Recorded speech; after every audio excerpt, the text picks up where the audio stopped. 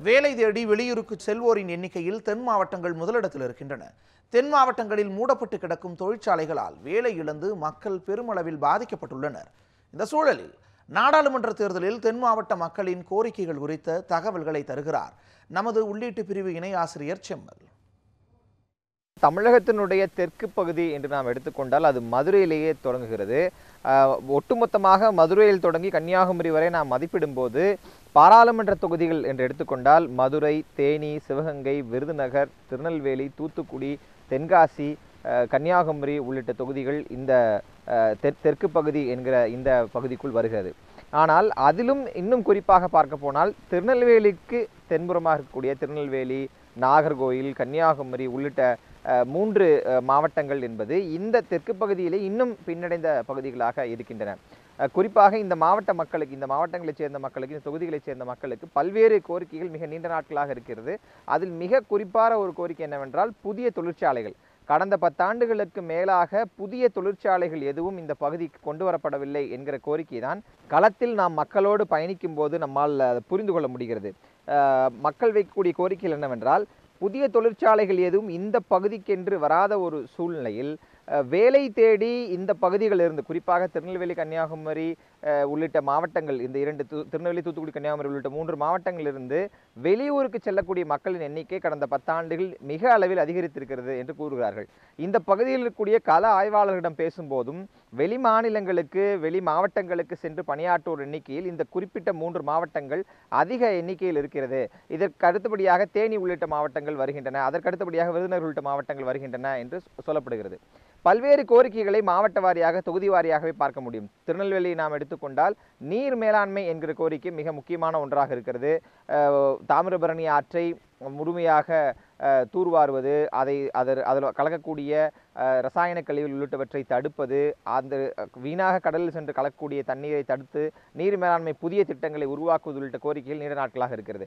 கன்னியாகுமரி எடுத்துக்கொண்டால் ஒக்கி புயலுக்கு பிறகான காலகட்டங்களில் ஒரு ஹெலிகாப்டர் இறங்குதளம், மீனவர்களுக்கான அந்த தேசிய பேரிடர் மீட்பு மையங்களை உருவாக்குவது உள்ளிட்ட கோரிக்கைகள் இருக்கின்றன. தூத்துக்குடியை பொறுத்தவரை புதிய தொழிற்சாலைகள், ஏற்கனவே இருக்கக்கூடிய பல்வேறு தொழிற்சாலைகள், அது ஸ்டெர்லைட் தொடங்கி தாது மணல் வரை பல்வேறு தொழிற்சாலைகள் பல்வேறு காரணங்களுக்காக மூடப்பட்டிருக்கின்றன.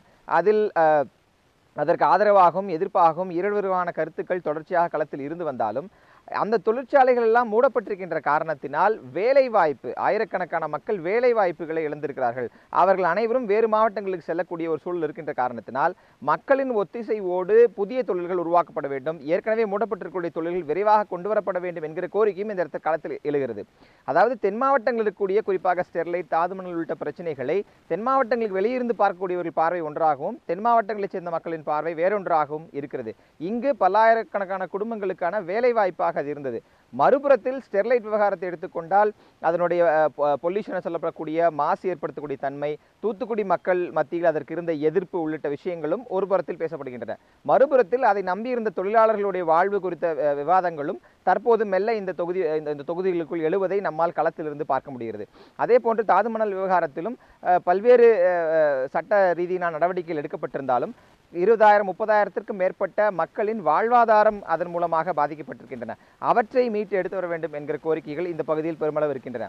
தூத்துக்குடி துறைமுகம் என்பது மிக முக்கியமான ஒரு துறைமுகமாக இருக்கிறது. குறிப்பாக தென்பகுதிகளில் அதிக அளவு சரக்கை கையாளக்கூடிய துறைமுகம் இருந்தாலும் அதனை விரிவுபடுத்துவது, அதற்கு போதுமான அளவு ஊக்கங்களை தருவது உள்ளிட்ட விஷயங்களை மத்திய அரசு செய்ய வேண்டும் என்கிற கோரிக்கையும், தூத்துக்குடி விமான நிலையத்தை பொறுத்தவரை திருச்சி விமான நிலையத்தை விட அதிக அளவிலான பயணிகள் எண்ணிக்கையும் சரக்கு எண்ணிக்கையும் கையாளக்கூடிய விமான நிலையமாக இருக்கக்கூடிய நிலையில் அதை தரம் உயர்த்துவது, விரிவாக்கம் செய்வது உள்ளிட்ட விஷயங்களில் கவனம் செலுத்த வேண்டும் என்கிற கோரிக்கை எல்லாம் இந்த பகுதியில் இருக்கின்றன. மிக குறிப்பாக சொல்ல போனால் புதிய தொழில்களும் ஏற்கனவே இருந்து பல்வேறு காரணங்களால் மூடப்பட்ட தொழில்களை முறைப்படுத்தி அந்த தொழில்களை மீண்டும் கொண்டு வர வேண்டும் என்கிற கோரிக்கை தான் மிக வலுவாக தென் மாவட்டங்களில், குறிப்பாக இந்த 3 தொகுதிகள் திருநெல்வேலி, கன்னியாகுமரி, தூத்துக்குடி ஆகிய 3 தொகுதியில் முன்வைக்கப்படுகின்றன. நாம் கன்னியாகுமரியிலிருந்து பார்க்கும்போது கன்னியாகுமரி தொகுதியில் இருக்கக்கூடிய தற்போதைய நாடாளுமன்ற உறுப்பினர் திரு பொன் ராதாகிருஷ்ணன் ஏற்கனவே மத்திய அமைச்சராக இருந்திருக்கிறார். பல்வேறு திட்டங்கள் அவரது காலகட்டத்தில் செயல்படுத்தப்பட்டிருப்பதை நம்மால் பார்க்க முடிகிறது. இன்னும் பல கோரிக்கைகள் இருந்தாலும் ஒரு சில திட்டங்களை அவர் வெற்றிகரமாக முடித்திருக்கிறார் என்கிற பெயர் அவருக்கு இருக்கிறது. அவரை எதிர்த்து களம் காணக்கூடிய திரு வசந்தகுமார் நாங்குநேரி சட்டமன்ற தொகுதி உறுப்பினராக இருக்கிறார். நீண்ட நெடிய பாரம்பரியம் கொண்ட காங்கிரஸ் குடும்பத்தைச் சேர்ந்தவர். இந்த பகுதியைச் சேர்ந்தவராக அவர் இருக்கக்கூடிய காரணத்தினால் காரணத்தினால் அவரது போட்டி சற்று வலுவாக இருக்கும் என்று சொல்லப்படுகிறது. தென்காசியை பொறுத்தவரை புதிய தமிழகம் தலைவர் கிருஷ்ணசாமி இந்த தொகுதியில் நீண்ட நாட்களான நன்கு பரிச்சயமான ஒரு நபர் என்கிற அடிப்படையில் அவரால் ஒரு வலுவான போட்டியை கொடுக்க முடியும் என்று சொல்லப்படுகிறது. திருநெல்வேலியை பொறுத்தவரை வலுவான ஒரு போட்டி இருப்பதற்கான வாய்ப்புகள் இருப்பதாகவே சொல்லப்படுகிறது. தூத்துக்குடியை பொறுத்தவரை கனிமொழி ஏற்கனவே மாநிலங்களவை உறுப்பினராக இருந்தபோதே பல்வேறு திட்டங்களை இங்கு கொண்டு வந்த காரணத்தினால் தொகுதிக்கு அறிமுகமானவர் என்கிற காரணத்தால் அவரது பிரச்சாரங்கள் சற்று வலுவாக களத்தில் இருப்பதை பார்க்க முடிகிறது. தமிழிசை சவுந்தரராஜனை பொறுத்தவரை வேட்பாளராக அறிமுகம் செய்யப்பட்ட பிறகுதான் அவர் இந்த பகுதிக்கு வருகிறார். இப்படி களச்சூழல் என்பது சற்று முன்னும் பின்னுமாகத்தான் இருக்கின்றன. திராவிட முன்னேற்ற கழகத்துக்கு ஆதரவாக சில தளங்கள், வெகு ஆதரவாக சில தளங்களும், அதிமுக ஆதரவாக சில தளங்களும் இருக்கின்றன. வாக்கு எண்ணிக்கையை பொறுத்தவரை அது எப்படி மாறும், வாக்கு பதிவை பொறுத்தவரை எப்படி மாறும் என்பதற்கான நாட்கள் இன்னும் அதிகம் இருக்கின்ற காரணத்தினால் அதை நாம் அப்போதுதான் மதிப்பிட வேண்டியது இருக்கிறது. கன்னியாகுமரி பொறுத்தவரை ஏற்கனவே அறிமுகமான பொன் ராதாகிருஷ்ணனா அல்லது இந்த தொகுதியில் நீண்ட நடி பாரம்பரியம் இருக்கக்கூடிய திரு வசந்தகுமாரா என்பதும் முக்கியமான கேள்வியாக களத்தில் எழுந்திருக்கின்றன. ஆனால் அங்கெல்லாம் இன்னும் பிரச்சாரங்கள் முழுமையாக தொடங்காத ஒரு சூழ்நிலையும் நம்மால் பார்க்க முடிகிறது.